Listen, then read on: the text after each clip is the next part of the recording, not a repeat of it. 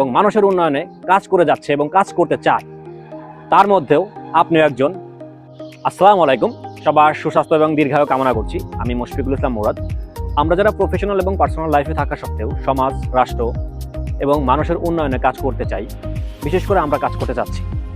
আমি বিগত 2015 সাল থেকে বিভিন্ন সামাজিক কার্যকলাপ এবং চ্যারিটি অর্গানাইজেশনের সাথে কাজ করেছি এবং সেই সাথে যখন ইউনিভার্সিটি স্টুডেন্ট ছিলাম ওই টাইমে বিভিন্ন দেশি বিদেশি সংস্থার সাথে এবং অর্গানাইজেশনের সাথে কাজ করে আসি।